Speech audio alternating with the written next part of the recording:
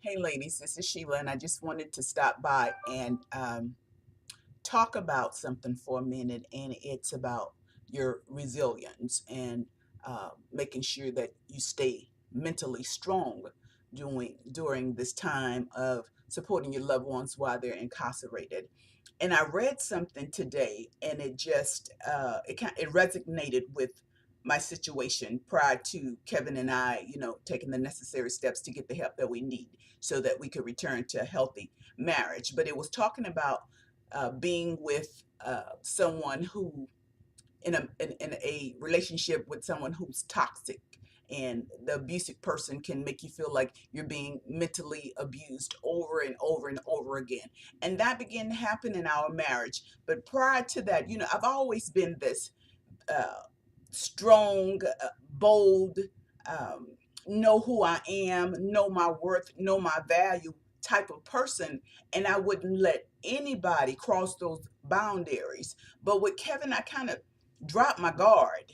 And so when he was going through all of this stuff that he was going through, it became mentally abusive. And sometimes mental abuse is just as bad as physical abuse. And I felt like I was being abused mentally because he wouldn't allow me to speak my mind, because anything that I said was, he shut it down, or he ignored me, or I couldn't talk to him about it because of what his reaction would be. And so that mentally just shut me down, and I lost myself, and I was like, oh wow, wait a minute, hold on. So I'm saying this to you guys: whatever you do, don't let them, all that they're going through, what they're going through, and we sympathize, we support you, but just make sure that you keep yourself mentally stable and mentally strong. If you don't, you won't be good, no good for yourself, and you definitely won't be good for him. But at the same time, that safe space that we talked about, just make sure that in that safe space that you keep your mental state, because I lost mine.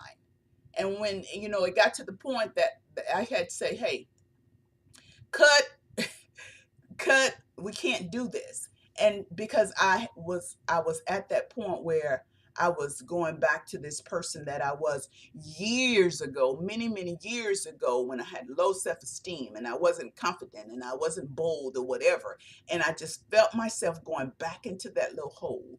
And I said, this is not who I was prior to him marrying me, and this is not who I'm going to be today. So I just want to make sure that do not, under no circumstances, you don't have to take that abuse. I'm just, that's, some people, think differently. They're under a lot of stress. Yes, they're under a lot of stress. And that's why we need to have that conversation with them about, the after effects of prison, so they can know what they're going through. And just because you're going through what you're going through, don't mean you got to tear me down in the process. That's just me. I'll give you a pass here and there, whatever, but constantly beating us up mentally, unacceptable. So I hope that I didn't offend anybody, but it's just unacceptable to me. So, but okay, I just want to share that. Have a great day. Bye bye.